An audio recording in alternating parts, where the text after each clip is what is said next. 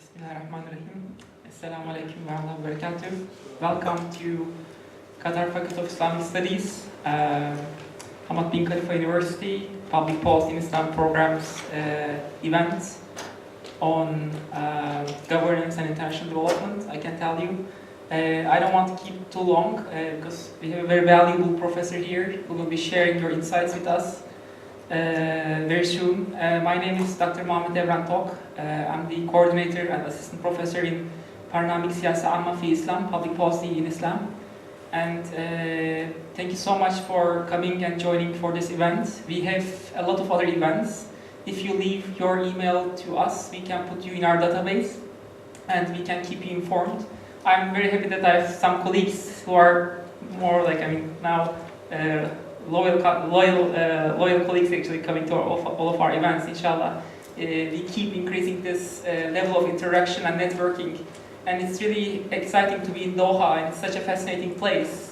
Although the number of institutions, number of organizations are low, still compared to maybe any North American or Western European city, but the connectedness is really high.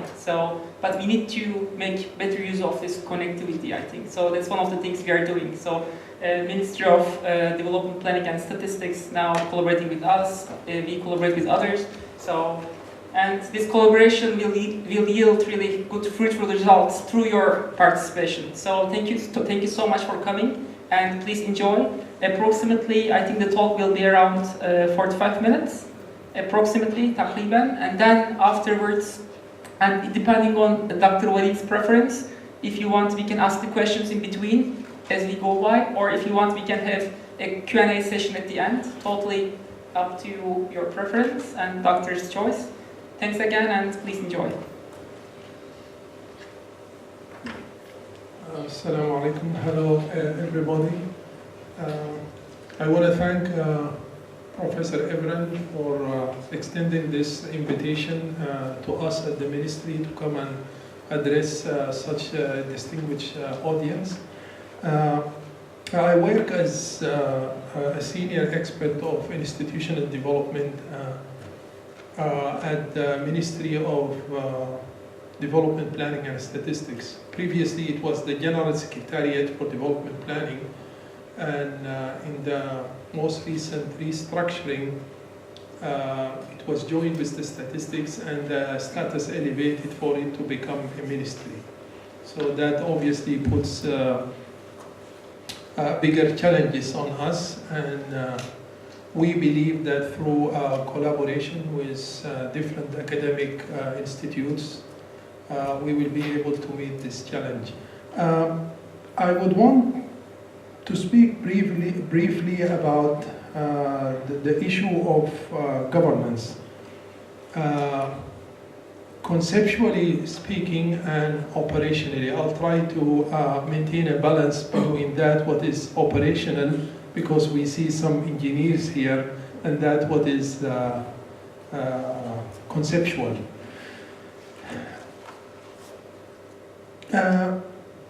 If we look through the history of Europe,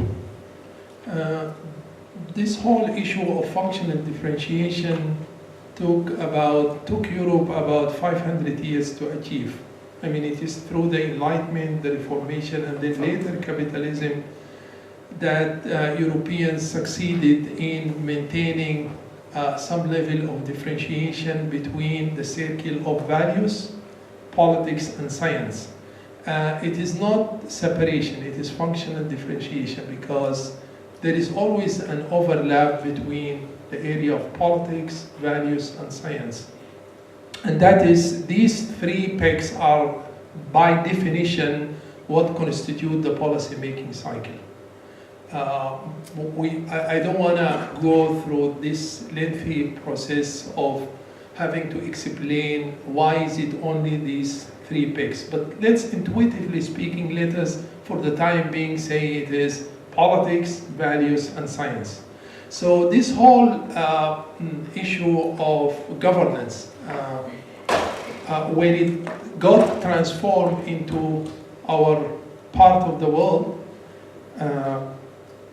it got slightly distorted, because people started confusing secularism with functional differentiation, and in the process, they resisted the whole issue of functional differentiation in the name of secularism, in the name of fighting secularism, because the whole region was thrown in some level of ideological polarization that precluded the ability of these nations to go beyond ideological polarization to policy making, and beyond policy making to delivery of service.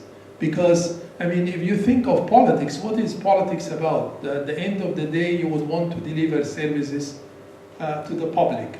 Health, education, provide stability. I mean, it's not about rhetoric.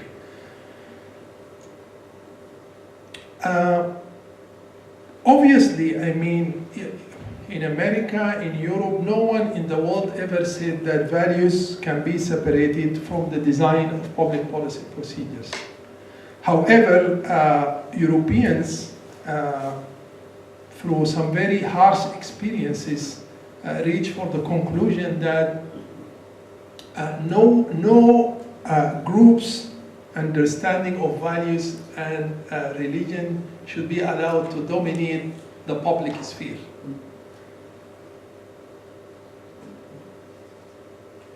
We are still struggling with that. I mean, in the Islamic world, and there is some socio-political philosophy, I mean, deep in the history of the Islamic world, that precludes or permits, you know, this understanding of inclusive, pluralist, yet moral grounded understanding of the public sphere. Having said this, I mean, that was a necessary historical background to mention about governance, because when the whole issue of good governance started, Muslims related it to Hakimiyya. The whole issue of the Hakimiyya was related to Sayyid Qutb and Abu al-A'la al-Mududi, and that in that sense they retrieved religious philosophy to try and understand a highly secular concept. And in the process, people deviated very much from the basic tenets of governance. So in the post-colonial history, people were speaking about government. And government for them meant governance. And that was a mistake. And then after the Cold War came the whole issue of Islamicism, and then al-Hukum, governance, became al-Hakimiyya. So people started finding a religious interpretation of it. And now with the Arab Spring coming up, people need to realize that it is about al-Hikmaniyya, in the sense that conceptually the state can no longer dominate the society. It is not only a top-down trickle approach to governance. There needs to be a bottom-up approach, and again, some assurances must be given to the public through institutional design and constitutional engineering to ensure some level of reciprocity between the bottom-up approach and the top-down approach. One other problem that we are still facing in the Muslim world is that there is a dichotomous relationship between that what is secular and that what is theocratic, between the liberalist understanding of Islam and the literalist understanding of Islam. If there is anything that we could learn from this Arab Spring, is that politics is not a zero-sum game. There needs to be some level of, there needs to be a continuum. It is not either or. It is not one group's understanding of politics or of religion that can dominate the public sphere. The attempt of the left and the right to impose their vision utilizing the tools of the modernist state be it education, political socialization, the army, etc., has thrown the whole MENA region, the Middle East, North Africa region, into turmoil and influenced the oscillation of the ideological pendulum, thus exacerbating ethnic tension and causing political instability. I will give you the example of Sudan, which is a very striking example, but you can apply it elsewhere. In less than 2 decades, from 1970 until 1990, the ideological pendulum moved all the way from the extreme left to the extreme right. And that cannot happen without that movement causing some tension between the center and the periphery. And now you have a tension in Darfur, Kordofan, the Blue Nile. The same picture can be applied to Iraq and elsewhere. So, I mean, in a country that is culturally homogeneous, relatively speaking, like Egypt, you don't see a tension between center and periphery. It is not through the vertical component that the struggle goes on, but you will find it along the horizontal component between the left and the right. In countries like Sudan and Iraq, where there is some level of cultural heterogeneity, then the tension is going to be between the center and the periphery, between the indigenous black population, let us say, of the Blue Nile of Sudan, and the riverian elite who are supposedly Arabs in the north. So, institutionally speaking, people should find a way of escaping that tension. And it is through functional differentiation that I believe that this tension can be escaped. In today's seminar, we will examine the structural, behavioral, and institutional factors. That's too much. I mean, schematically speaking, I will make sure that I take you through the frames, the conceptual frame, and later on, when Professor Everin is thinking maybe sometime in the summer that we can have a series of seminars. That way we don't need to escape concepts or overload you with terminology. So there are factors that have precluded the ability of the MENA region to go beyond ideologized politics to policy making, and hence to delivering service, the possibility of delivering service to the public. And let me give you the example of one of very few success stories, developmentally speaking, in the Muslim world, Mahathir Mohamad. At the peak of this ideological polarization, a lady broadcaster, she was interviewing Mahathir, and he said, Mahathir, when are you going to implement Sharia? And Mahathir, being the pragmatic man that he is and the intelligent person, he told her, young lady, when I became the president of Malaysia, the mortality rate among women, there used to be 620 ladies that used to die. 620 every 100,000 ladies used to die while giving delivery at the hospital. I have devised a policy by which in 20 years I reduced that number, God willing, to only 20. And he told her that I will be responsible in front of the Lord about those 20. He's not going to exempt me. So Mahathir shifted her focus from, this ideologized politics of Sharia. He wanted to give her a practical understanding of Sharia, which is saving a woman's life and her babies. This is what I am concerned about today, which is explaining, operationally speaking, how can we do that. And let me, you will find me jumping here and there, but I have some plan in mind. Like any other speaker. I want to take you directly to, okay. This is the crux of the matter. If you want to take Qatar experience, this is the National Development Strategy.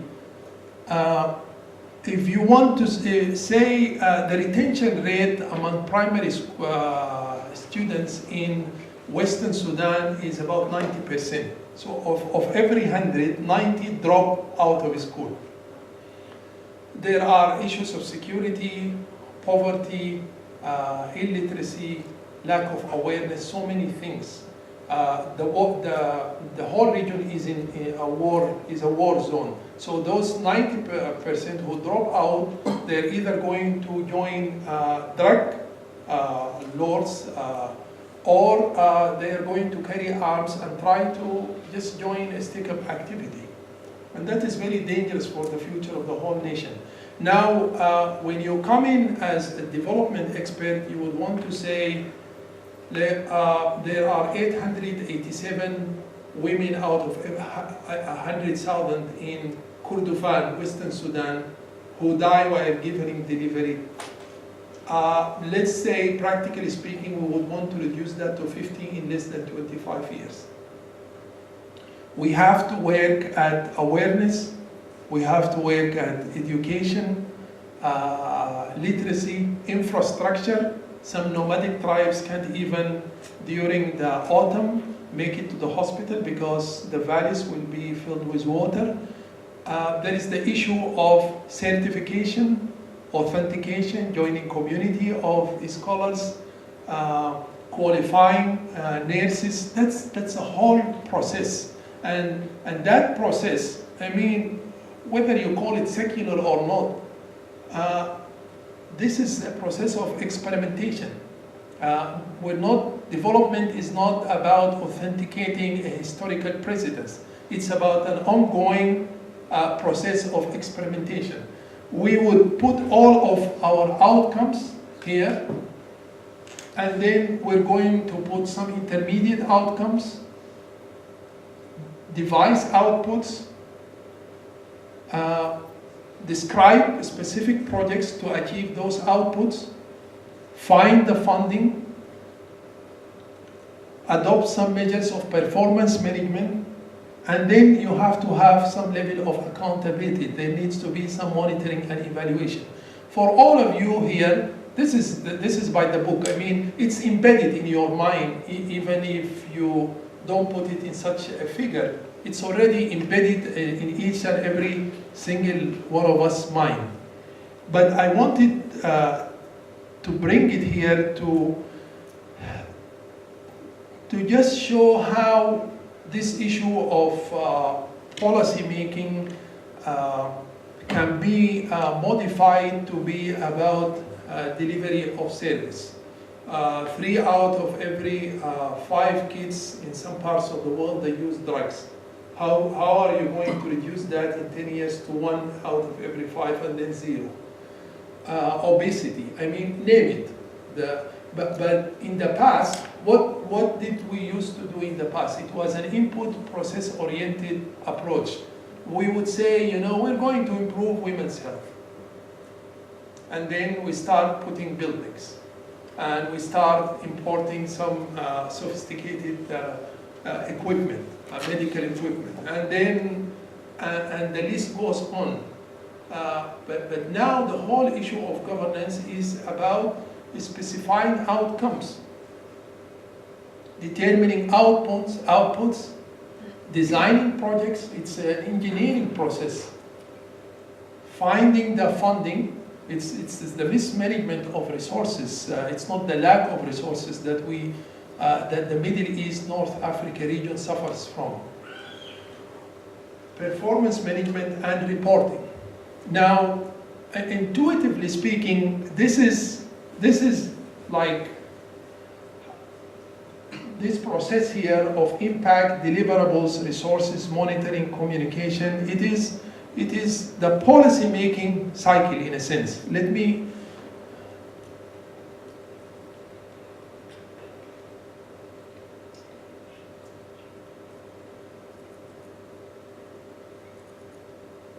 Great.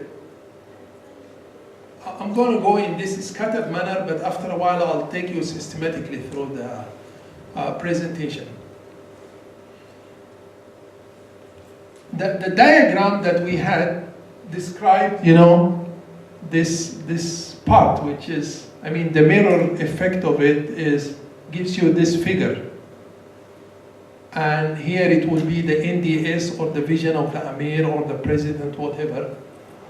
But this, in a way, if you take a plan view, it just describes the policy making cycle that we started the lecture with. The relationship between science, politics, morality, or values. And in the past, one of the shortcomings of our developmental approaches was the fact that development was done in a very disintegrated manner. People speak about cancer and they say, let's put a very fancy hospital. Okay, you brought the best doctors in the world, the best management, the best equipment, but you do have an environmental problem. There are so many issues that needs to be integrated if we were to save the lives of many from cancer, for example. I noticed in some countries, to avoid the sensitivity here, the political sensitivity, people have the best resources in the world. They mismanage the resources because they did not do development in an integrated manner. Nor did they adopt an OBSP approach. I am not claiming that this is the best and the only approach in the world, but the best, international best practice speaks about outcome-based strategic planning approach. If you bring to us an alternative way of doing development, we will follow it. But so far, the best practice is OBSP, outcome-based strategic planning approach. Now, when we speak about governance and we say that it's a function of morality, science, and politics, by that we mean that every one of these pegs feed into the other. If you want to speak about the issue of mortality rate among women in underdeveloped countries, you have to start with this end, which is the values. The whole issue of women circumcision, cannot be defeated. This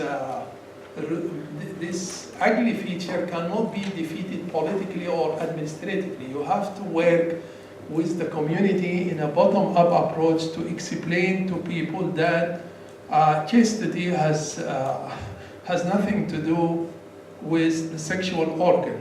This is a practice that in the Nubian lands we started about 7,000 years ago.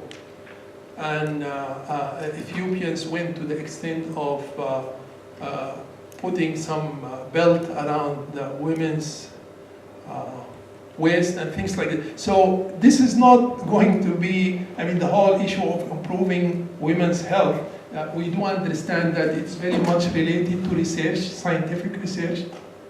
But we do understand that unless the political leadership is convinced that women are an important and integral part of the society, nothing is going to happen. And the whole issue of morality, how do you perceive morality? Now, when I speak about the overlap, and this is by way of rehashing, for the distinguished members who recently reached us, when we speak about the overlap, we mean that there needs to be an authority that determines that is what is economically feasible, morally acceptable, and politically valid. And that can be we can adopt a figurative approach and say, okay, in places where functional differentiation has not fully, in a non, in a society that's not fully fledged capitalist society, you're unlikely to see a complete functional differentiation. So there needs to be an overlap, and that overlap, the pin is going to be the Amir. In the Western world, you do have a president and a bicameral system. It is, you don't need some authentication. You don't need to go back to 1500 years. I mean, constitutional engineers, you tell them what's your objective, how do you like to see the social pyramid form, and they tell you how it can be achieved. Once the society is politically stable, you can move beyond ideologized politics to policy making, and beyond policy making to delivering service to the public.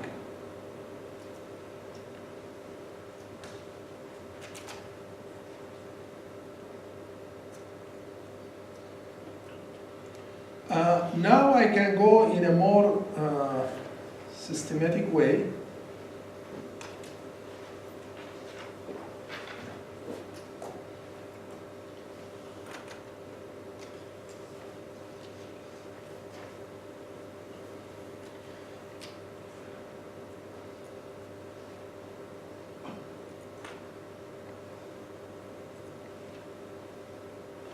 Before doing that, I would want just to refer you to the flip chart. What do I mean by ideologized politics or oscillation of the ideological pendulum? That is very essential if we would want to get to the comparative element towards the very end of the seminar.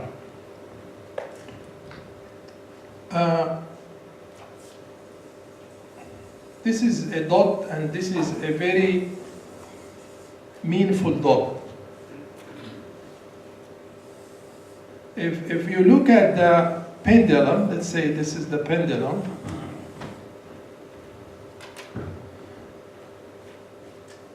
and this is the extreme left, and here is the extreme right.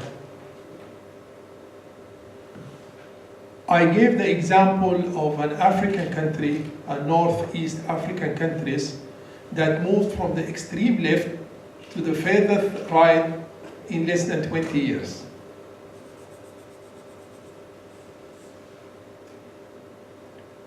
Now, this could not have happened, as I said in the beginning, without this movement exacerbating cultural and ethnic tension in the middle.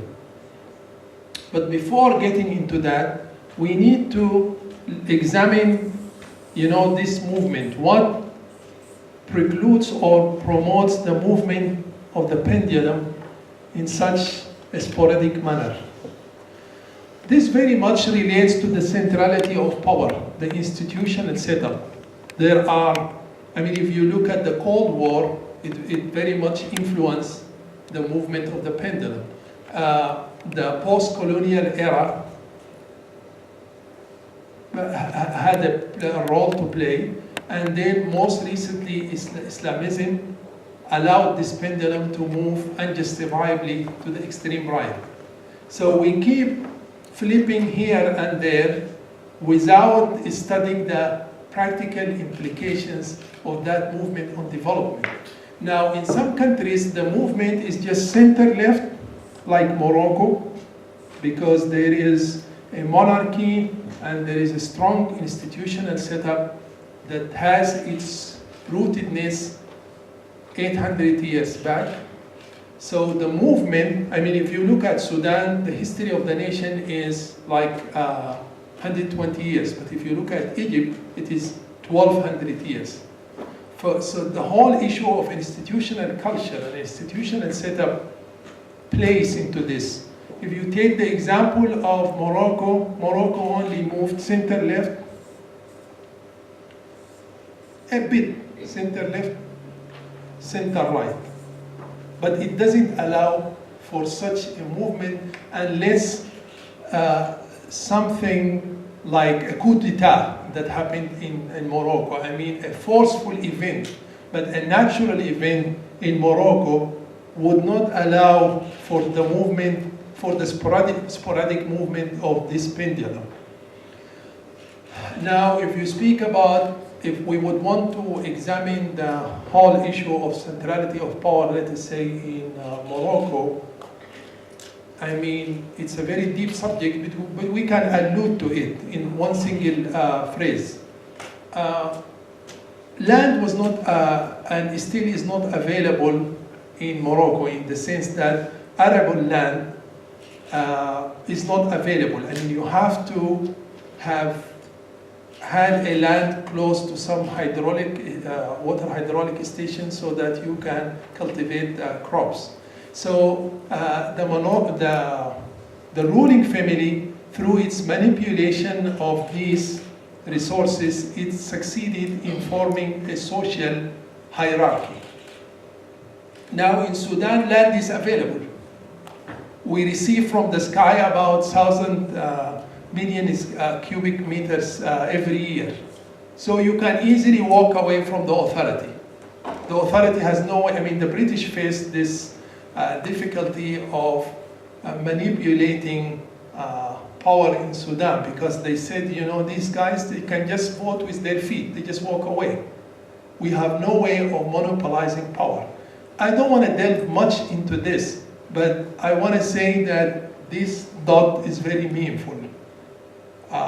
You have to have studied history strongly in order to understand the movement of this pendulum. But today, I would only want to focus on this part. This strip, which again is going to prove very important.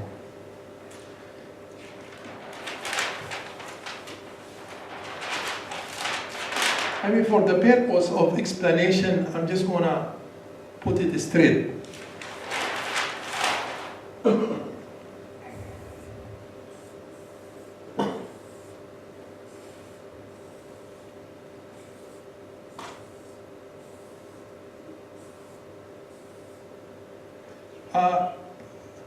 If you go back to history, I mean, if we say that this is regime typology,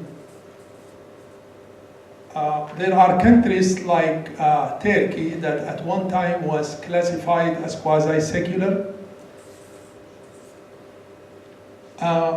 Countries like Iran, until today, they are classified quasi-theocratic. And the Muslims have been struggling to reach this middle ground of what I call embedded democracy. So there are three factors that if we examine carefully, we will be able to determine the position of one country from modernity.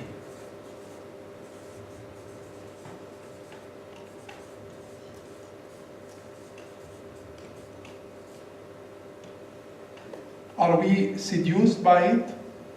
Are we rejecting it? Is it neither? I mean, we are neither capitulating or rejecting it. And I don't want to impose my examples upon you. I mean, think of countries in the Islamic world that may qualify as an embedded democracy model. We gave the example of Mahathir, Malaysia. Somebody can dispute this. We can think of quasi-theocratic regimes. Somebody may say, you know, Iran is an embedded democracy model. You have total liberty to believe that. And somebody might say, you know, Turkey is not a quasi-secular place. It is an embedded democracy. God forbid. Can you define embedded democracy? What do you mean by embedded democracy? These 9 blocks are going to qualify that. I'm just going to go through this. But schematically speaking, I just wanted to provide the conceptual frame here. I keep promising you that I will go in a systematic manner, but I can't escape the philosopher's way to seeing things. Position from modernity. Okay, I want to focus on this. Those of us who have worked in Qatar and other GCC countries, or even the Middle East and North Africa, we realize very much the struggle of achieving modernism without, reconciling with modernity. It's just impossible. This is the modernism aspect of the equation. Bring the best scholars from all over the world, put the best system, and I can assure you that it's not going to work for as long as there are disjunctures in the policy-making cycle. No way. So this whole issue of us trying to escape the experimentation process that Europe went through in 500 years is not going to work. I mean, we have to experiment. We have to reach for a mean by which we can reconcile our history or reach for some middle ground. We need to reconcile with modernity. So far, we're very much frightened from modernity, because if you examine the sociological and the philosophical roots of modernity, it goes back to individuality. Unless and until I can educate the child to celebrate his or her individuality, I am not willing to reconcile with modernity. So it's just going to be a herd, a tribal herd, an ethnic group, that's another herd, that one gentleman thinks on behalf of 30 millions or 60 millions or 120 millions. And by putting these, I mean, it's my engineering background that influences, the way I perceive things. But I'm just trying to say that this circle is very complicated. I mean, Einstein once said that the most incomprehensible thing about this world is that it is comprehensible. So it's a very complicated diagram, yet it's explainable. I mean, we can explain it if we ever have the time. Does anybody have a question? I am halfway through. Yeah. Yes, sir. Are you saying that the value system in the West, capitalistic West, not the Russian West, is functional differentiation as opposed to secularism? Is secularism the same or different from functional differentiation? This is a new word I heard, functional differentiation. In the world of policy making, it's a very old term. Please repeat the question, because I think not everybody was able to. Okay, I'll just pass the mic to the gentleman. Sorry, maybe I'm not used to that literature. I'm an accountant. I'm a bit, because I've studied a little bit on philosophy and secularism. Muslims are generally opposed to secularism because of and modernity. I think even Habermas and all that, they talked about modernity, and I think Europe has gone to something called post-modernity, and that's even worse than modernity. From an Islamic point of view, we are, I think, anti-modern because of the philosophical roots of those things, which are anti-Islamic value. Not to say that I'm obscurantist or obsolete or I want to follow the herd or something, but because of the philosophy. So, are you saying that the values you call functional differentiation is secularism, or secularism is something different? Because this one we need to know, because I'm afraid that maybe I'm wrong. Maybe maybe you're trying to justify secularism with another terminology. I'm not against secularism in the sense of having not equality, equity, and so on, and in a way democracy. But I think Muslims just cannot take the idea of separating Islam from politics. And just please explain this.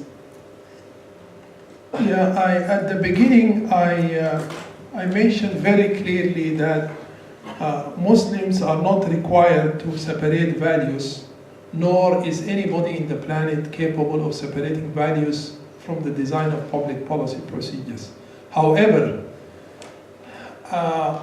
when I speak about an embedded democracy model, I'm saying that the struggle we've been having so far in the world is our attempt to resist one groups of understanding to dominate the public sphere, be it the left or be it the right. And when I explain, when I talk about functional differentiation, I mean for you as a philosophy student or professor, I'm not trying to get into any valuative justification. I'm just explaining a mechanism, an administrative mechanism that and that invites me to going back to the presentation and hope this time to keep my word in going in a systematic manner.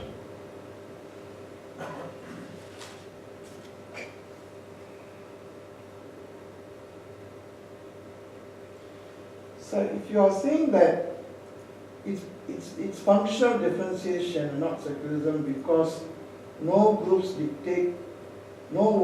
will dictate their values on the majority, I think this is wrong, because even in a democracy like the US, there are lobby groups, and one, especially one lobby, which is the Israeli lobby, is dominating everything. When it comes to the Israeli lobby, nobody seems to be able to, and they are very, very minority group in terms of numbers, but in terms of their financial and political strength, it's fantastic. And that they have dominated, I'm sorry to say it for the wrong reasons, because, they have taken over other people's land for some other people's faults, okay? So this group, and not only this lobby, but the military lobby, the industrial lobby, these groups are actually dominating, maybe not the top of the general public or demos, but the government, and they have influence in policy making, especially foreign policy. So can you say this is just policy differentiation? When I use the word dominate, I'm saying that if you do try to sell your moral scheme to people and achieve results in a democratic way, that is totally legitimate. Okay. But any time we use forceful measures to impose one group's understanding of Islam upon the rest or upon non-Muslims, it is not acceptable. Even if we go back to the Dastur of the Medina.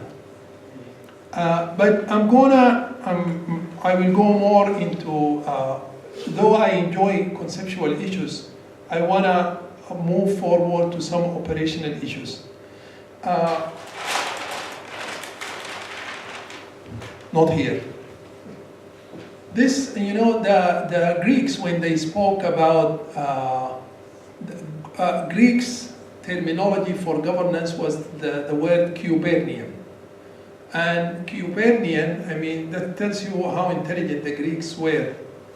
This whole conceptual frame was not fully developed yet. That was like few thousand years ago. But when they spoke about governance, they used the term Kubernian, and it means steering. Oh, okay. So how do you steer the wheel without losing one peg of the equation? How do you steer the wheel without causing any disjunctures in this circle, because, by the way, any disjunctures in the circle are going to affect the integrative methods you are using to do development. Needless to say, totally defy an OBSP approach, outcome-based strategic planning approach.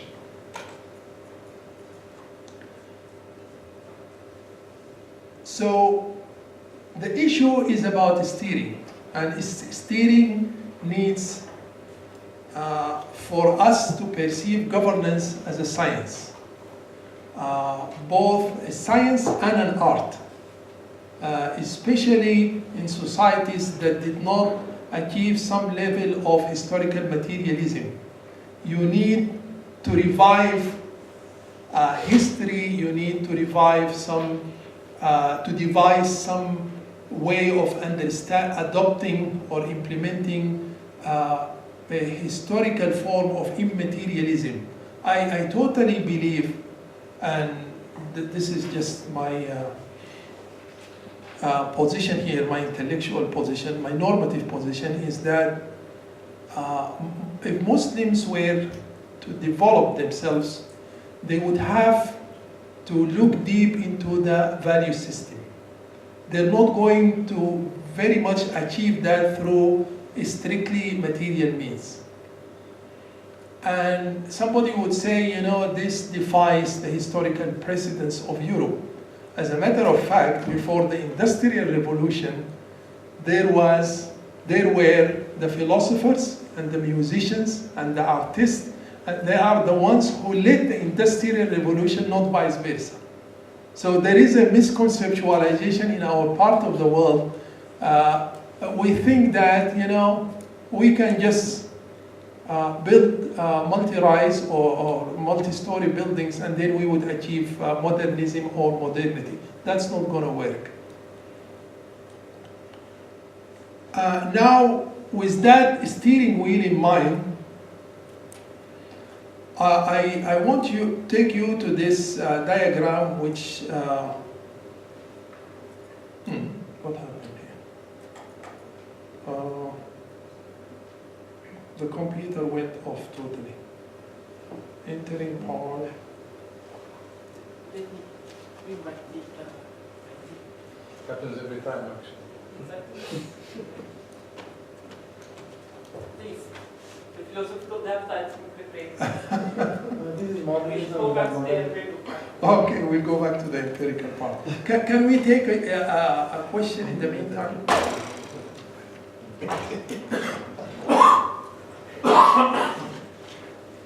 Taking the example of Sudan, 20 years, comparing it to 500 years in Europe, does time is a factor, big factor to make us judge what is right and what's wrong? Europe had, 500 years of history of political struggle. I can compare that to 50 years in our struggle after independence and our attempt to achieve some level of modernism. Are they comparable? Is that your question? The time is a factor. It has to be a long time to be the right solution or the right I'm not suggesting that we need 500 years. However, I'm trying to say that there's no way that we can do some leapfrogging. I mean, we cannot jump over some important stages. Intellectual maturity, spiritual maturity, and we need to work at that. In today's world, we can expedite things. I mean, social media, means of mass communication, science, technology. We can expedite the process, but we cannot do some frog leaping here. Does that answer your question, Nasser? Professor, you said that you wanted to explain the process, the pendulum from the right. Can you do that? The movement of the ideological pendulum? Yes. Yeah, we'll get to that. Soon as we have our computer back.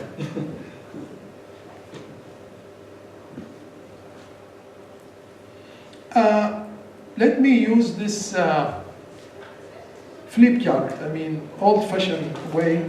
But it may not be very enjoyable to the audience, but for the speaker, it is. Governance as a science and an art.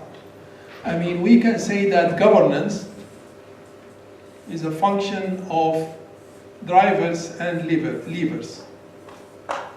I mean, we have to have a way by which we can measure our performance. We cannot just let it go like that. So let's say this is governance, function of drivers and levers. And here are the drivers and the levers. There is a whole chapter in the National Development Strategy of Qatar about institutional development and modernization. And in that, they speak about levers, and levers as meaning policy and planning, budget management, organization, HR, institutional processes, procurement, information technology, and performance management. So we're all doing this, each in his or her own field. Drivers is basically efficiency, effectiveness, value creation, accountability, transparency, engagement, and relevance. So if we put that together and we say, let us say the vision is here, Vision 2030. Whoever is steering the wheel wants to get from here to here.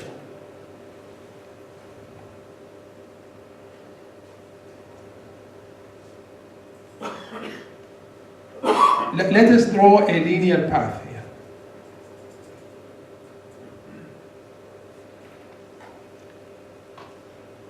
Some countries start with very high momentum. And when they measure governance, they find themselves going on a positive curve. I mean, take the tangent and it will be positive. But somehow they reach a junction here where they start, I mean, the velocity, the potential, the momentum may decrease. However, the leader need not confuse that with failure. We have a problem in our culture. Oftentimes we confuse,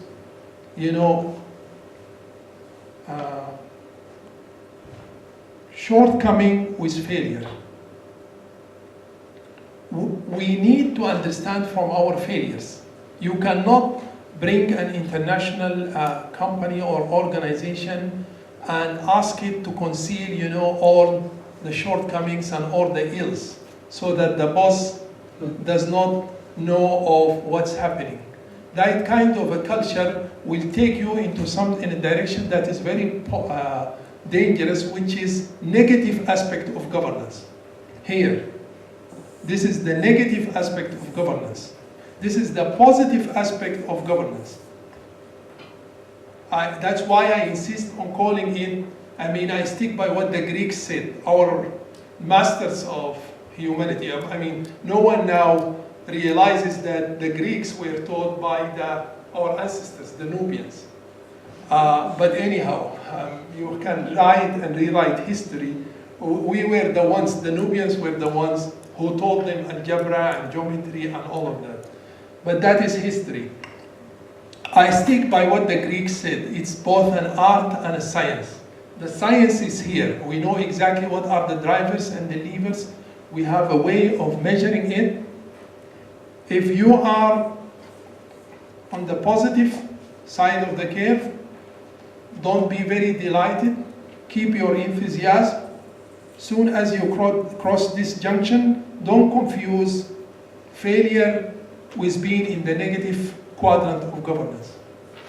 Don't conceal the reality from the boss, from the director, from the minister. Tell it as is. Because otherwise you will find yourself going here. Negative. So long as you are aware of this, you can achieve your vision. Your achieving your vision will never be a linear path. Make no mistake. You will be, as an operation manager, as a director, as an institutional development expert, you will be deceiving yourself if you ever think it's going to be a linear path. Again, one of the main obstacles, and I go back to the whole issue of culture and values, we tend to confuse critique with criticism. النقد ليست انتقاد، يعني ليست فعل متعدي. Anytime your kid looks at you and say, it's a critique. I have a 13-year-old kid who is very critical of me. And I only recently that I started liking him. We're very defensive. It's a human tendency, but again, I would want to say that it's an Islamic, Middle Eastern, North African peculiarity. Sometimes, agencies would hire the OECD, the World Bank, and these international experts, they are just international experts. They are not whites or browns or black. They come and tell you the reality as is. You say, we don't need this. Put it in the drawer, and rather than passing this analytical argument to the boss, we will put together a very descriptive schemata and pass it to the top. You are committing a crime. You ought to be hanged in Souk Waqif. You have to pass it as is, because unless the boss who is steering the wheel sees the reality, he or she would not know where they are in the path, in this governance schemata. Sometimes you're going to have negative momentum, by the time people adjust and understand the vision and change their attitude in work and things like that. You may have a negative momentum and start from here. But so long as you are maintaining the wheel properly, you will cross a juncture and you will again, from a different developmental path, you're going to reach the vision.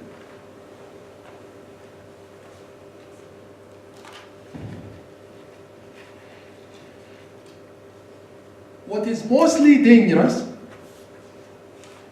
sometimes if you bring, this whole thing has to do with meritocracy, which is elevating the right person to the right position. Because if you adopt a system of kleptocracy, it's your tribal belonging, it's your ethnic group, it's your family background, then you are going to affect the way that things operate in a nation. So this whole issue of hierarchical formation of power is very much related to our ability to steer the wheel properly. Now, is there such a thing as negative governance? Yes, there is. Where does it happen and when? If you bring an incompetent boss, he or she is likely to start engaging people in some sort of gossip attitude, worrying about some minor procedural issues of what time did Mr. Musa arrive, what is he watching in the internet. He does not have the intellectual capability to watch things from a distance. Hence, they will be involved in some trivial issues, and in the process, the whole organization will go to the negative quadrant, And that's the dangerous aspect of it. That's at an organizational level, but if you take it to the nation level, there are some countries in which presidents are very much involved in creating tension among ethnic groups. They want to diffuse this energy because if they don't,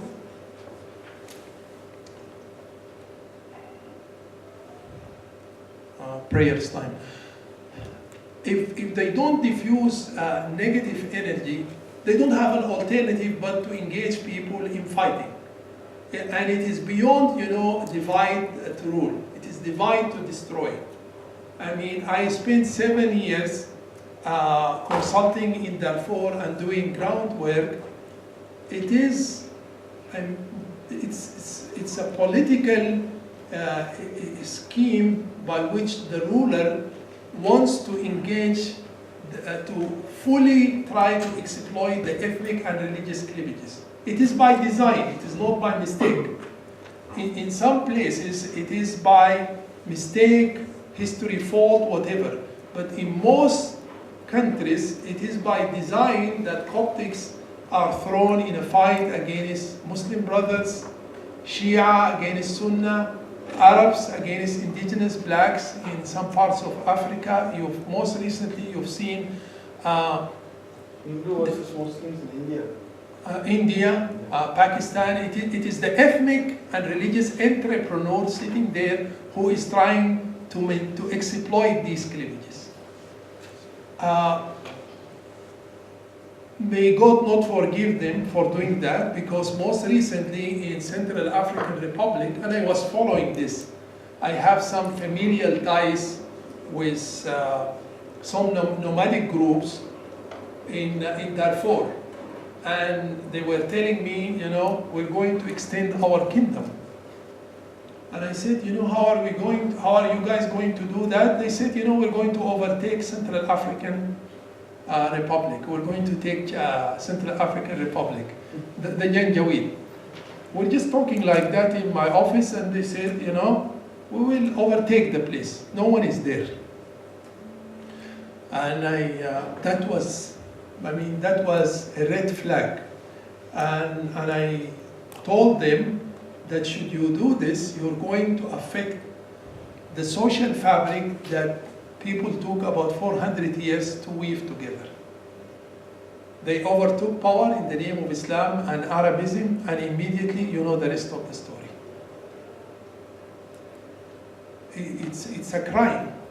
You throw some illiterate and ignorant groups into a country not knowing that they are going to totally destroy a social fabric that people with very meager resources put together, and they established peaceful coexistence.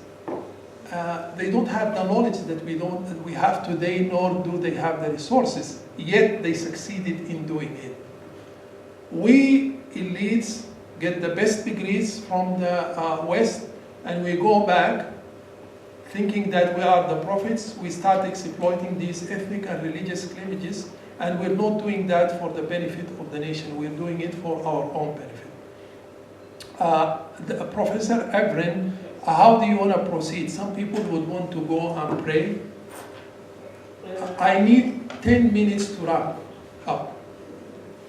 If we finish now, I don't think that coming back will be easy. So, if we give a break, coming back will be difficult. Does anyone have a problem coming back? But I am more interested in listening to you than you listening to me. I'm very keen about the question-answer session. So, why don't we give a break for Salah, for Maghrib prayer, around 10 minutes, and we can meet again up here 6:35. Okay. Is that okay for everybody? 6:35.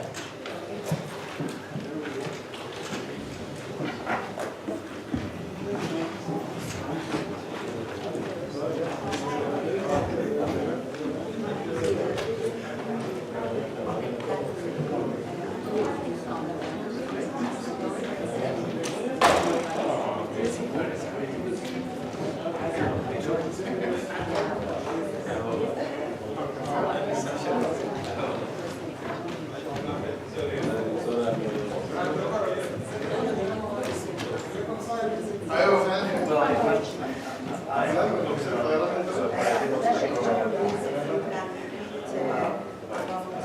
just teach session.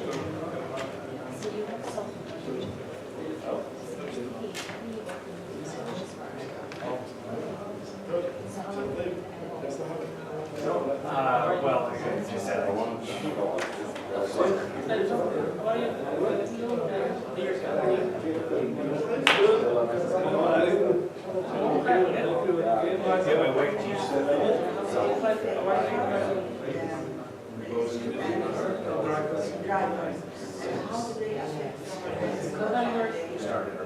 Undergraduate. I went last night there.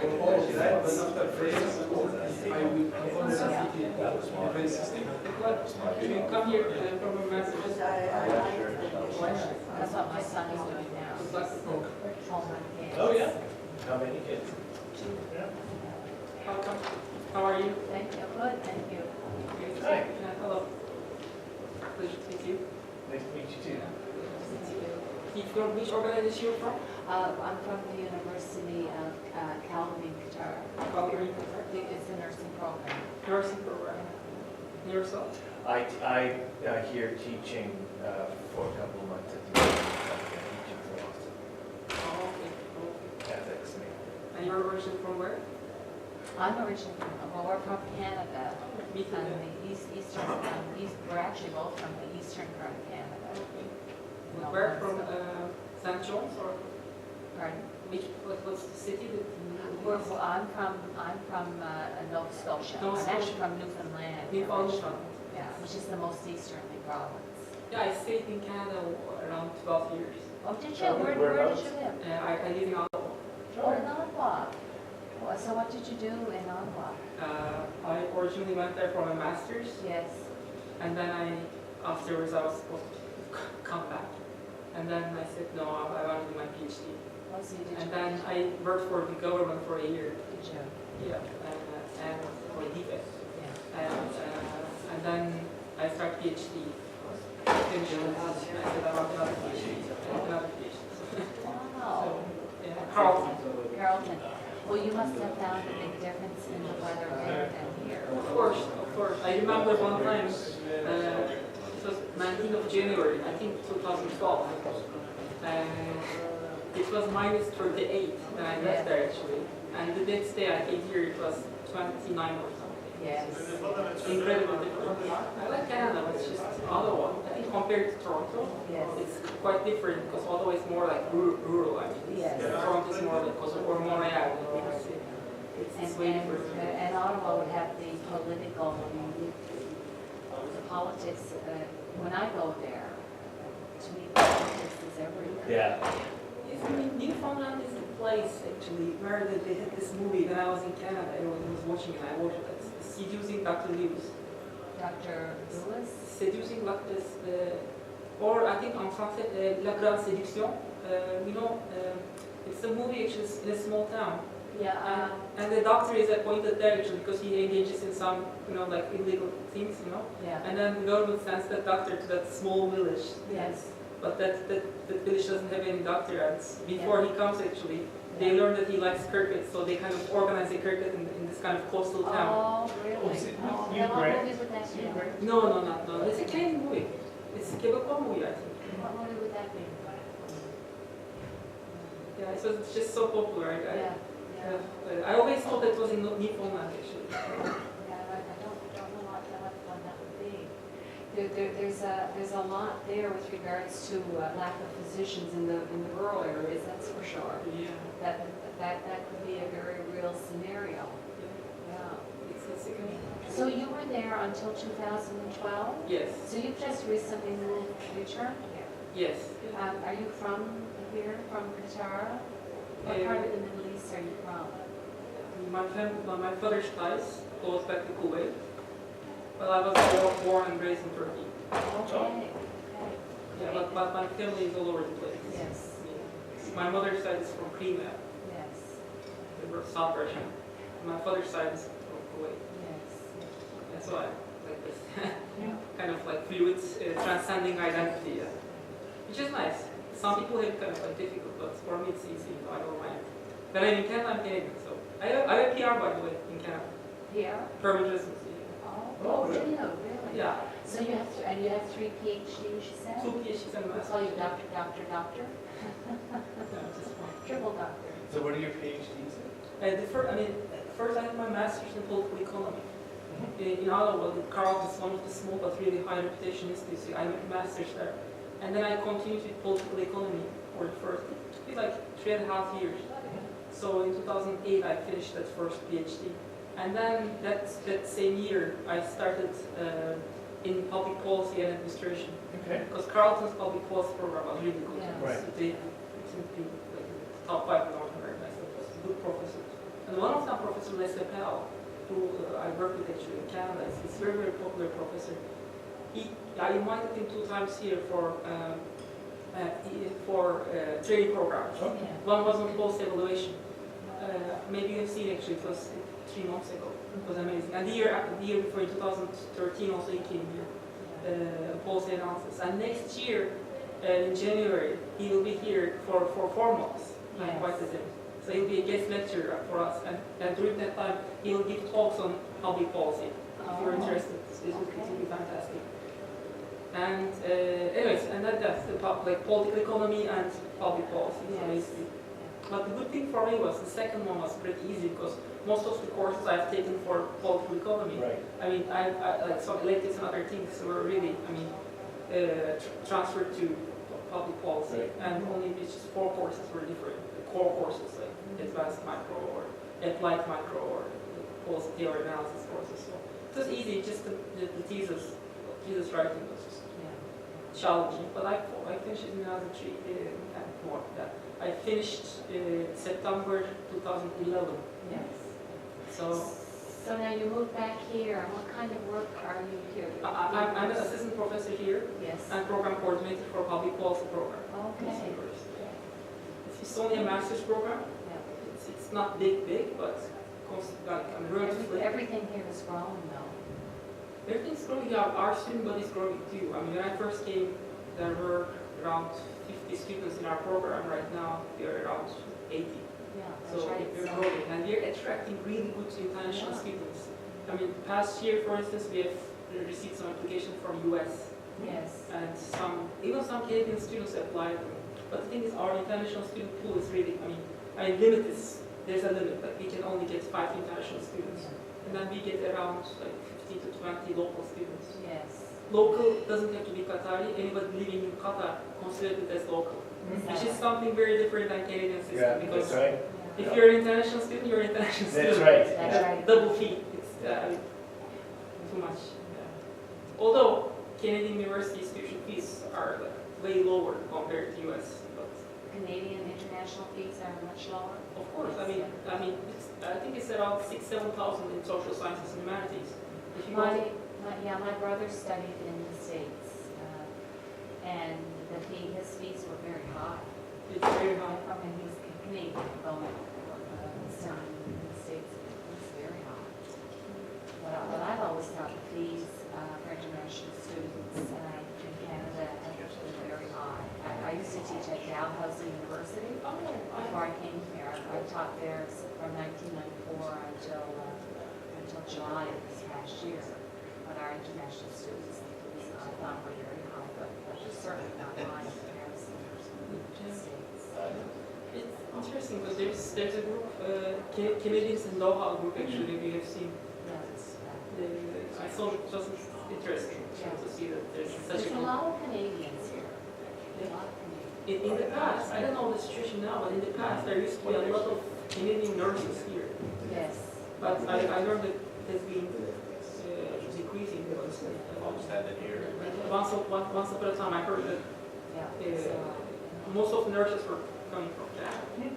Also in debates, I used to teach in this department as a sessional instructor at School of Social Work. And I had the chance to teach this course, Political Economy of Healthcare in Canada. Oh, did you? It was a fantastic course That would have actually. been really interesting.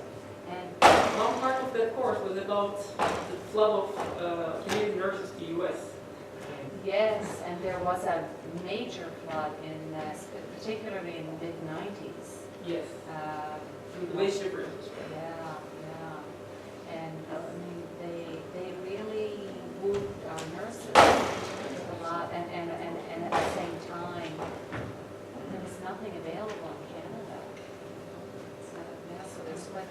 lot of nurses there.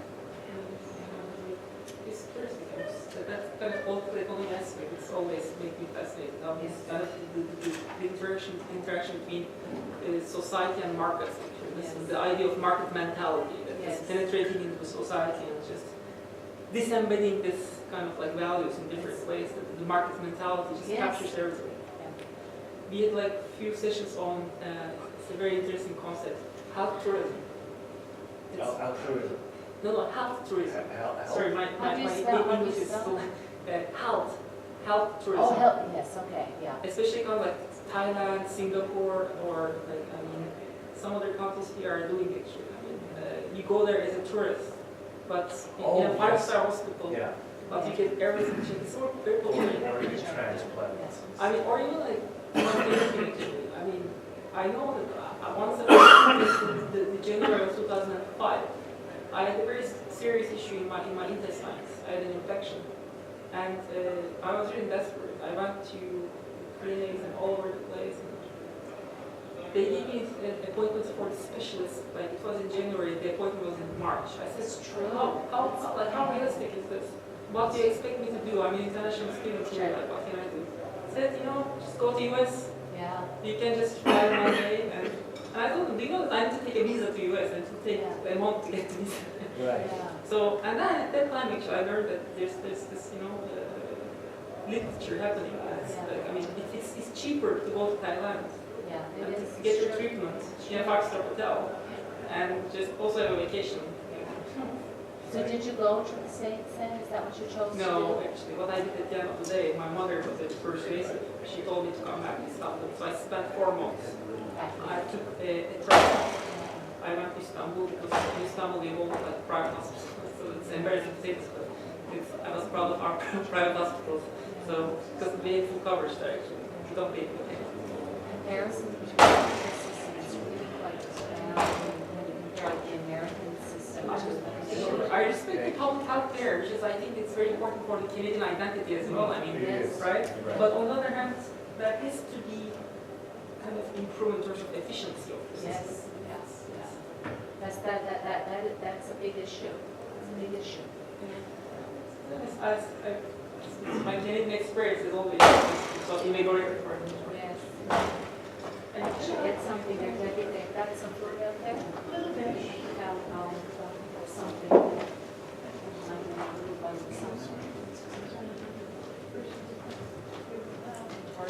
Well, you were absolutely right. We were saying we really hard to repeat if we take a break. So, Yeah, but Of course, this is the custom. what about your application? waited until the fall. Well, they didn't get back to you? But you made your application, right? No, they told me for the spring semester it wasn't possible to come back. No, for the fall 2014. Right. You were eligible to apply, right? I didn't think so yet, but they told me September or August probably.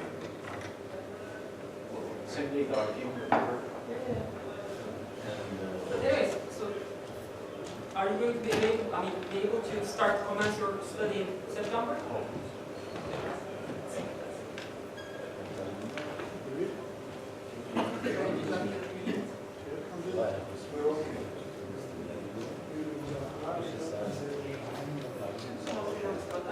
The same mechanism over there.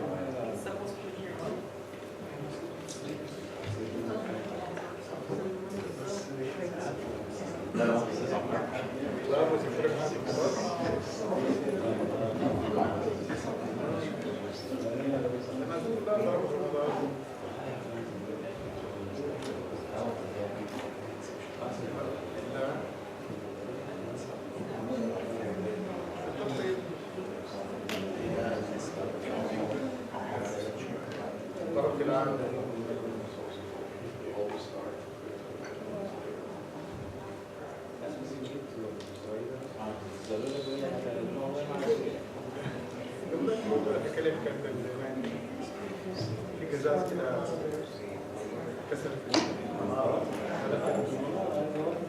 Oh, yeah, right. Yes.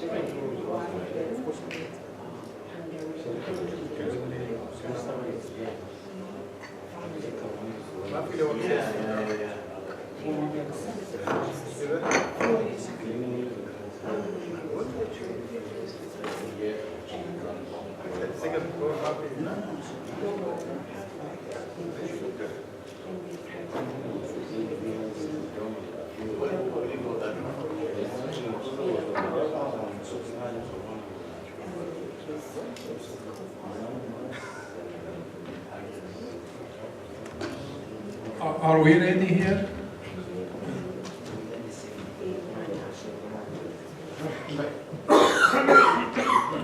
There is a lady that had a question regarding drivers and levers, but I don't see her. Anyhow, I will try to wrap this up in like 10 minutes, and then I would want to listen to your remarks, because I mean these are conceptual issues, but I am sure each one of you has a way of relating it to his field, his or her field of expertise. Policy making cycle by design is what we've seen. Chapter 7 of the Institutional Development and Modernization is one of the best written chapters in the National Development Strategy of Qatar. And if you go to the website of the Ministry of Development Planning and Statistics, we do have the whole chapter, the whole NDS online. So I advise every manager, operational manager, project manager to look into that chapter. It was very much recommended by the World Bank and most of the international agencies that we sought their consultancy in the last few years. Okay. I need to close this door if you don't mind. Evelyn?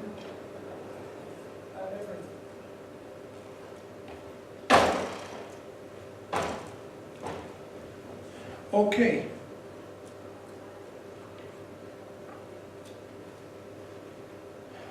That's just by way of rehashing.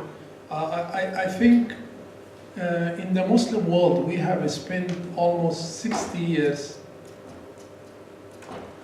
in the unnecessary part of the equation, which is, I mean, ideologized politics. And we are yet to face the challenge of policy making. I think if we can only appreciate the difficulties and the challenges of policy making and know the objective of politics, which is delivery and providing service to the people, we should have the wisdom of escaping this era of ideological politics. Left, right, secular, theocratic dichotomy, liberalist understanding of Islam versus literalist. How does that translate into the reality of doing development? I personally don't have a problem with the way you describe the continuum. Is it a left-right, secular, theocratic, liberalist, literalist? Inevitably, we would have to go to the rights and duties continuum. As a statesman, your focus should be rights and duties. And the Constitution, there is no such a thing as a religious constitution. The Constitution has to provide conditions and assurances by which people can have their rights and fulfill their obligations. And that's the way by which you can fulfill your citizenship. Oftentimes in the Muslim world, people confuse the modernist state with the state of pre-modernism. Two different things. And we can spend a similar seminar dissecting, using some important criteria, we can show exactly the difference between al-hukum, al-hikmaniya, and al-hakimiyya. The state of pre-modern state, we used to be a community of believers. We are no longer only a community of believers, but we are also citizens of a nation state. That's a huge transformation in the way we conceptualize rights and duties. I'm very familiar with Sudan because I did my Sudan and Morocco. I did my dissertation. I did a research, a comparative study between Morocco and Sudan, and I studied the way by which values influence the design of public policy procedures. Sudan started this whole issue of Islamism. At the same time, Morocco started liberalism, basically economic liberalism. And I wanted to see how that affects the design of public policy procedures. So anytime we speak about, we try to examine the continuum of debate in the Muslim world, we should ask ourselves, how does that affect the rights and duties of citizens? In Sudan, we had a highly and culturally heterogeneous society, Christians, Animists, Muslims, Arabs, non-Arabs, and we had some level of social coexistence. It wasn't until, these elites came and some of them, either the communists or the Islamicists, each in his own way tried to impose their interpretation and understanding of social justice. They tried to impose it forcibly upon the society. In less than 50 years, they totally destroyed the nation. And you're very familiar with the fact that South Sudan seceded from North Sudan, and it wasn't until 2 million human beings were killed that we started appreciating, the beauty of diversity. A tragic event, the South left with its resources, both spiritual and material, and our president said, now that these Christians and animists have their own nation, we are going to impose one group's understanding of Islam upon the rest of the nation. And you cannot do this to people in your own household. How can you do it to a nation, a state? You do have about 22 million left. Each has their own understanding of Islam. Your only means of ensuring some level of social coexistence is to devise a democratic means by which people can resolve their conflicts. And we are still facing the same struggle. You say this is a culturally homogeneous group, and then you start, we no longer have Christians, even though the Christians, the Coptics, were the actual founders of the nation. We were, before being Muslims, it was a Christian area, and we had some very prominent kingdoms. As a matter of fact, one of the 19 disciples of Jesus, may peace be upon him, was from southern Sudan. What I'm trying to say is, unless you convince the leaders of the nation that differences will always be there and our only means of resolving them is by devising a democratic process, we will always have conflicts. Because now the conflict is between the black indigenous population and the Arabs. let us throw all the blacks outside. You're going to have the Arabs, I mean the tribal constitutions. You go inside the tribal constitution. It's endless.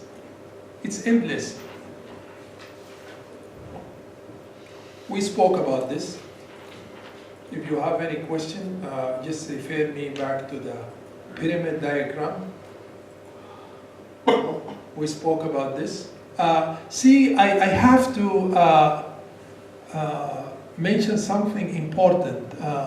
People in the GCC, they succeeded in maintaining some level of political stability because of the presence of some patrimonial / traditional authority. Somebody is capable of maintaining this balance. Of course, its material resources help. The degree of cultural homogeneity is high. There are some other issues, but so far they succeeded in inducing some level of political stability due to the presence of a central authority. I don't know how long will they be able to do this. I mean, is it sustainable? I mean, are you going to always have somebody who is wise and intelligent enough? That's always going to be a challenge. But so far, they succeeded in maintaining it. Others better or worse than others.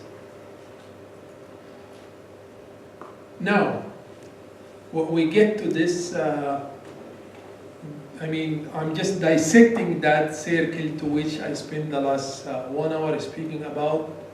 The whole issue goes back to the question of who decides on what is scientifically valid, morally acceptable, and politically feasible, and with what means, with which means.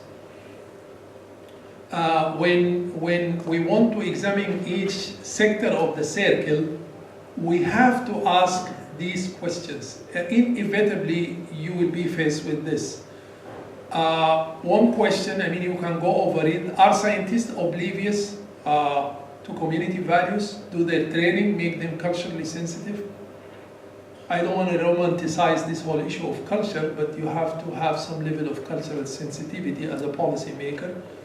Academicians, are they sensitive to policy-making difficulties, or they just come to the parliament and throw some projects at you as a legislator? Are they equipped to navigate through tumultuous sea of politics? Because it's not always the best studied project that gets approved. I mean, you have to navigate your ship through this sea of policy making. You have to go through legislators, lobbying, and that's all healthy for as long as you don't adopt any devious means of implementing or getting approval to your project. Going back to the quadrant of politics, which is the is it the orange? Yeah. How representative are the legal and administrative branches of the value of the community? Do politicians have access to the relevant information? There is this whole issue of anonymity in our part of the world. If you want to take a look at the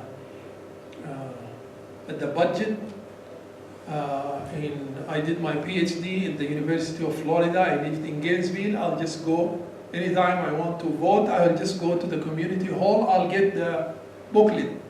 I'll go through each and every single item. The budget is totally itemized. It's totally transparent. But in some countries, you don't have access completely. I mean, you cannot become a project manager. You cannot design a project without any budget limitations. I mean, there needs to be an envelope. But in some places of the world, whole issue of budget is a big no-no. So if politicians don't have access to the relevant information, how are they going to devise policies?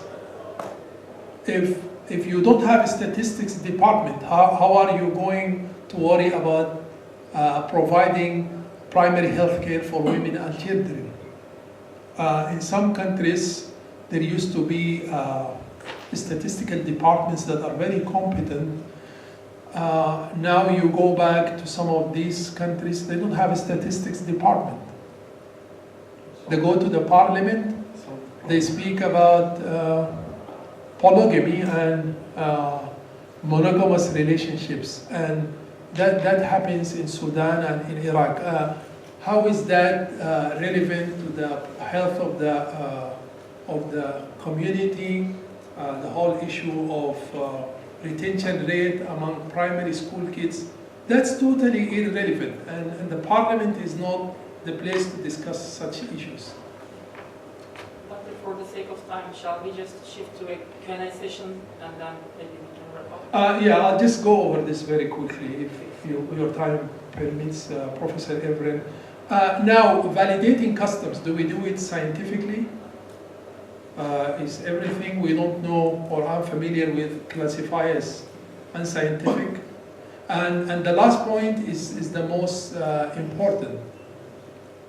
So, politicians oftentimes, when they try avoiding pushing politics morally, and in the process they try to push morals politically. Now, if you think of some countries in which the whole issue of women driving is an issue, is because in some of these countries it's by design that the politician wants to push morals politically rather than pushing politics morally. What's more important for the population or the citizens of a nation state is for them to have access to the accountant book, to the budget, rather than you doing the reverse. I mean, in Sudan and Iran, the government at some time made its own focus this whole issue of hijab. In the past, it was not like that. Even if you think of the Prophet Muhammad, may peace be upon him, when he recited the ayah of the hijab, it was in the Isha. So he did not even confront the community. He was confronting Mecca, he read the ayat, and next morning, the women of the believers were wearing hijab in a non-codified fashion. So Islamically and scientifically, we can dispute some of these issues. We spoke about this, and I'm very glad that the lady who asked the question about the drivers and the levers, she is here among us. The critical juncture, when we speak about steering, in many countries there is a steering committee or a supreme committee that supervises this whole issue of steering the wheel. But the lady asked a question, and again I want to refer you to chapter 7 of the NDS. You can find it in our website. Levers are basically policy and planning, budget, management, organization, HR, institutional processes, procurement, information technology, and performance management. And the drivers are efficiency, effectiveness, value creation, accountability, transparency, engagement, and relevance. We spoke about this. And now remember I spoke about being in the negative quadrant of governance. This is positive energy and institutional capacity attained, the green part. And the negative part is wasted governance potential, where governance becomes, a way of diffusing negative energy rather than garnering support for policies and things like that. And in that regard, I would want to draw the attention of the speakers to the relevance and the organic relationship, functional relationship between corporate governance and national governance. Corporate governance is a function of national governance, because if you don't have governance with capital G, there's no way that you are going to have governance with a small g. I mean, intuitively speaking, if you have a corporation like Zain telecommunication companies, in a country that doesn't have any means of institutional processes or procurement, in a country where everything is dependent on rent seeking and bribery, I mean, how are you going to ensure some level of corporate governance? So some countries, they would, in some countries, people would invite us as governance consultants to come and speak about corporate governance, but we tell them that it's not going to work unless you want us to be very frank about the relevance between corporate governance and national governance. We will be deceiving ourselves and deceiving you. Some people would say, okay, come and write what you think is appropriate. Others would say, okay, thank you. This we spoke about development as experimentation, not authentication. Okay, this happened, you know, well, we were about to speak about this here when the computer went off. We examined these 3 levels of educational policy. Where does that fit in our policy making cycle? Science, values, or politics? When we speak about education and research, is that which part of the 3 pegs? Which of the 3 pegs? In a way, yes, but it's mostly related to science and research. And one of the major problems that we have in the Islamic world in the last 120 years, the educational system that was devised by the colonial master ensured some level of dichotomy between secular sciences and religious sciences. And that very much has been the cause of our backwardness. Secular / religious, rather than secular - religious. And unless we succeed in rationalizing our Islamic heritage, I don't want to say secularizing it, we're going to have 2 different communities in one. But that's a topic for a different seminar that requires 3 hours by itself. Degree of cultural heterogeneity, it is high in some places, it is low in some places. It is maintainable and well managed in some places like Malaysia. Mahathir ensured that, you know, he has 3 different ethnic groups, and he devised an equation by which people can have some level of social coexistence. A stage of political development.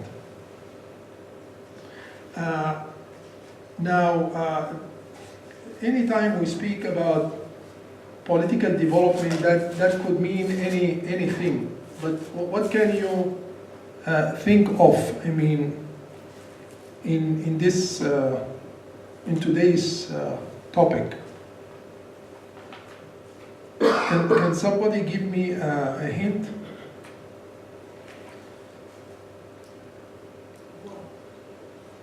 I'm going to give you a hint. And again, that requires not a lecture, it requires a 3-hour seminar. I'll just give you the outline of it.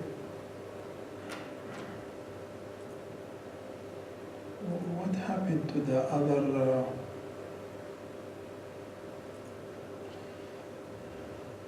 Computer. Okay.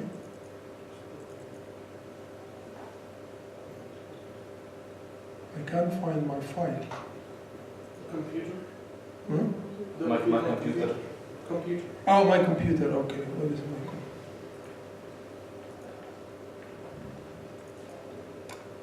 Oh.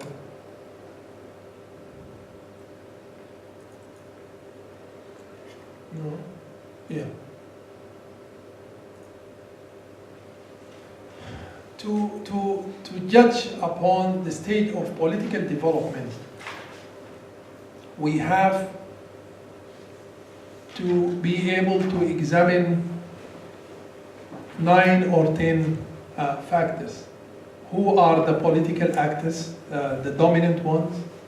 Is it the state, the parties, or the society? The mechanism, the organization, the tool, the social contract, legitimation process, balancing of central and centripetal and centrifugal tendencies, tactics, and what should be done. I'm not going to go into this story because each block here has a story in and of itself. So I'm just going to go back to our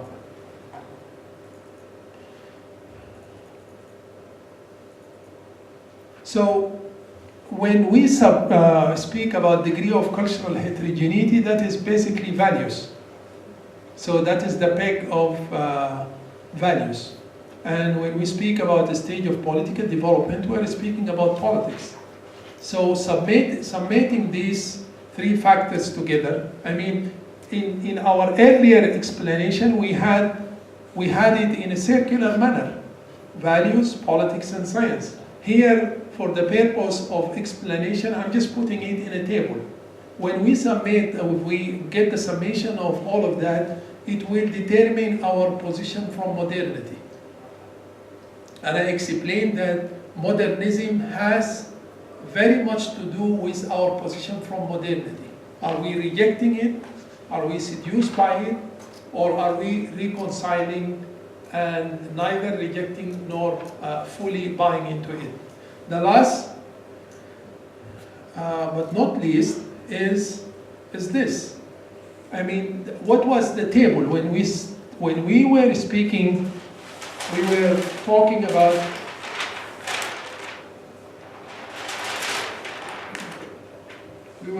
about the ideological spectrum.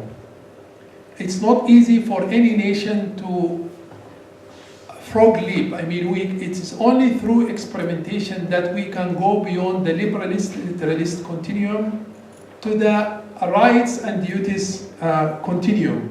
And here I want to conclude by saying that governance in the Islamic world can prove elusive unless a cultural reorientation occurs that democratically links the society with a state-oriented reform. Also, a balanced socio-political philosophy revitalizes the fluidity between the liberalist and literalist traditions through a gradual process of political socialization that widens the scope of governance beyond a secular theocratic dichotomy to entertain a liberalist literalist duality. The wider the realm of governance, the more embedded is the democracy. It is yet to be seen if globalization will induce political dynamism that will facilitate a move to a humanist ideal that stresses individual rights as an incentive to fulfilling communal duties, thereby establishing footholds for an embedded democracy model as a necessary condition to doing sustainable development in the Muslim world. As progressive as we would want it to be, this is a process of political maturity that follows an elusive labyrinthian path. Thank you, ladies and gentlemen.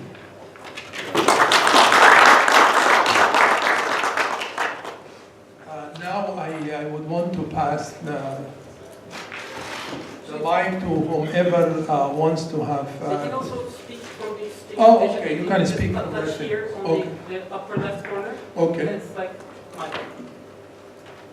Okay, let's get started. Any questions for Professor?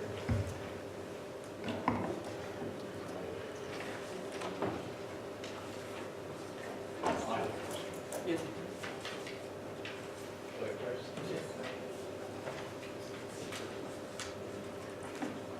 Thank you, Professor. Next slide, please. Thank you, Professor, for the lecture. So many information, and I think you're right. We need a series of lectures in order to cover, most of what you talked about. But I'll try to just ask about the Qatar NDV, the National Development Vision. When it comes to the human element, besides educational plans and similar issues, what's the focus on developing the thinking and mentality? As you were saying, there are some cultural issues that we still deal with, mainly in the Middle East, and particularly here, maybe in Qatar, So what's the approach for this vision in order to change the way people think, if there is any? Thank you. Great. The lady over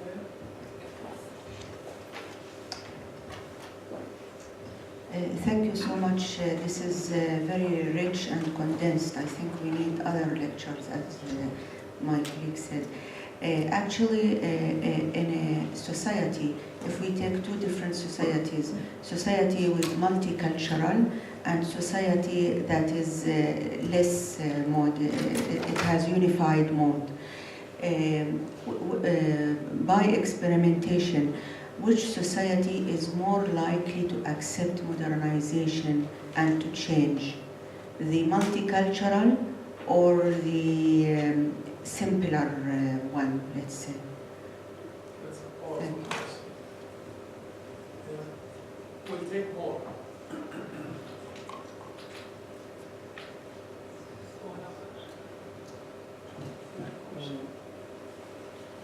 Quick question. Quick question. I don't need the mic. We need the mic for the recording.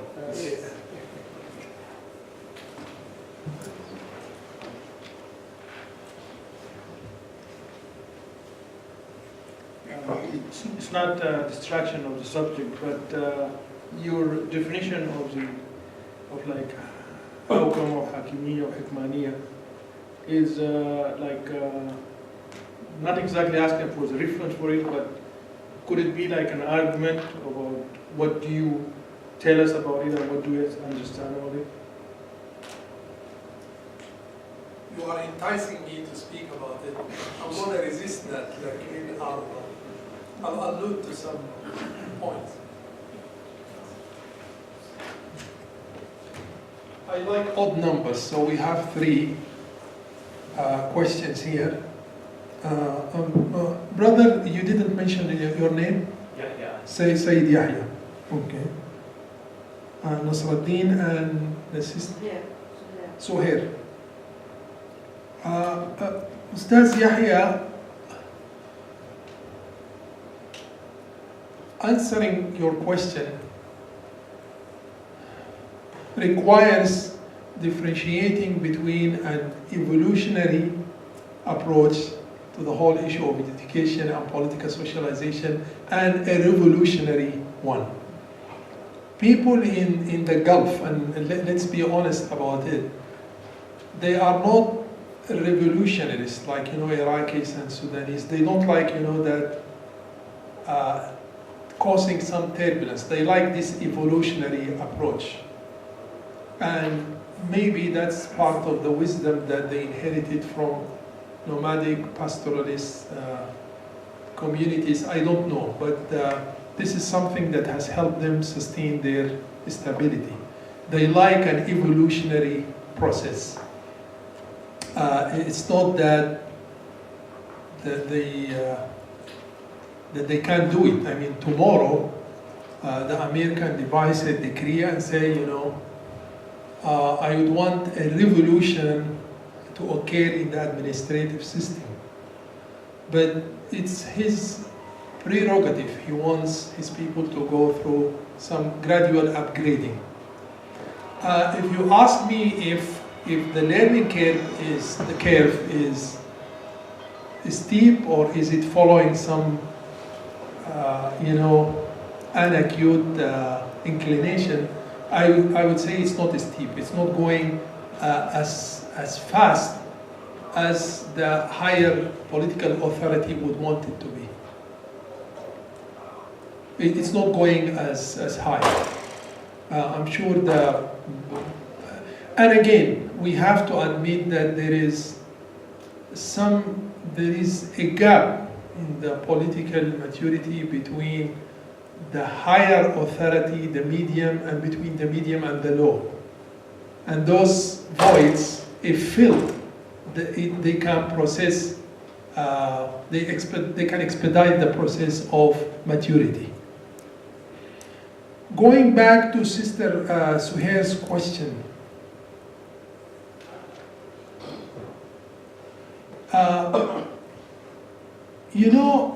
in societies that are culturally heterogeneous, if that heterogeneity and diversity is well managed and maintained, those kind of societies are likely to become more receptive of change and acceptable of the other. Hence, they are likely to accept modernity with all its philosophical and intellectual stipulations. But how do you manage, how do you steer the wheel in a way that does not lead to the disintegration of the societies? That's the trickiest part.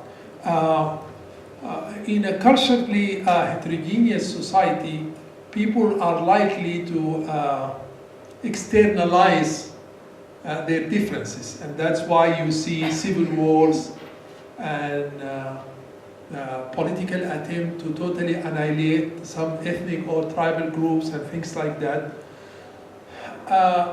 And in societies that are culturally homogeneous, people are more likely to internalize conflicts. That's why you see, this whole issue of somebody bombing himself, wearing a belt, it started in places that, close corporate communities in which people are culturally homogeneous because they tend to internalize conflict.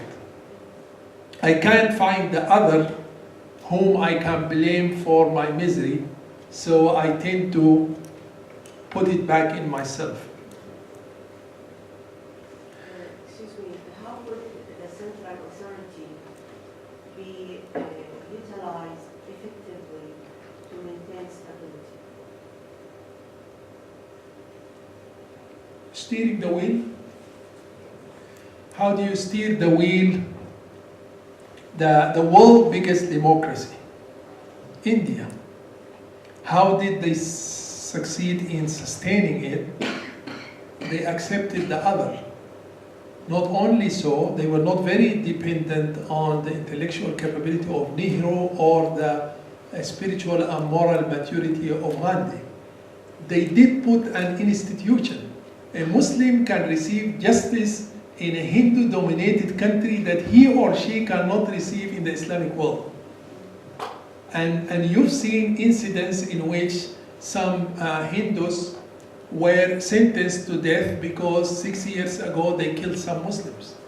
And this happens in a secular democracy in which people have succeeded in institutionalizing norms and putting together a constitution that respects the other. So it's not about rhetoric. Remember what Max Weber used to say is, behaviors are much influenced by institutions, and institutions are likely to be influenced by behaviors. Does this make sense, Ustaz Suhair? Yes, very good. Yeah, but if we ever succeed in announcing a governance series, it's not going to be as condensed. Those small blocks, we can have the leisure of spending a 3-hour seminar explaining, dissecting these issues, and I would love to do it. Yes, thank you so much. Al-Ustaz Nasruddin, the difference between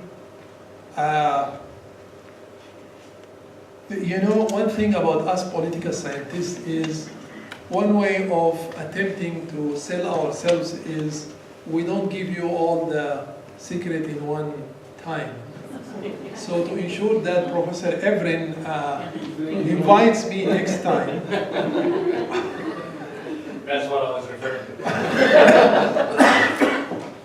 time we use a $5 word,